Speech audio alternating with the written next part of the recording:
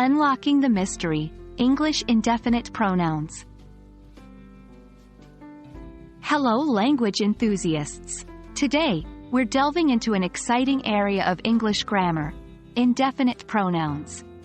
By the end of this video, you'll be able to confidently identify and use indefinite pronouns in your daily English conversations and writings.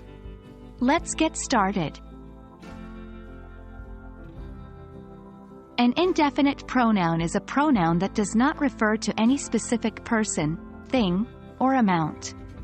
It is vague and indefinite.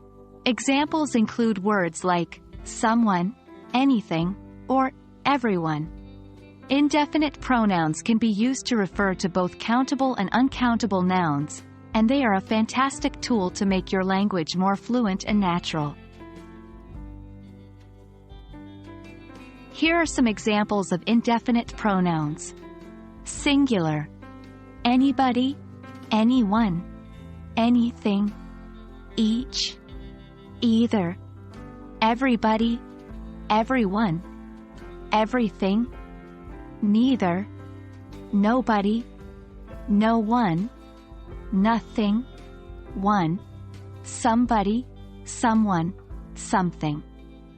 Plural: both, few, many, others, several.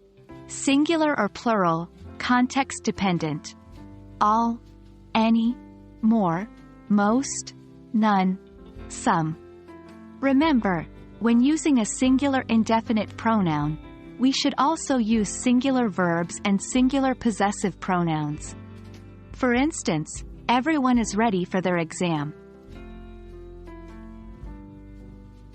We can often replace a noun with an indefinite pronoun to avoid repetition or to add ambiguity. For example, instead of saying, "I don't want the apples or the oranges," you can use an indefinite pronoun and say, "I don't want either." Now, let's try some exercises together. Try to replace the nouns with appropriate indefinite pronouns in the following sentences. 1. Both the cats and the dogs are causing a ruckus. 2. None of the cakes are left in the display. 3. I found this pen. Does it belong to anyone here? Do you see how indefinite pronouns can replace specific nouns and make sentences more concise and fluid?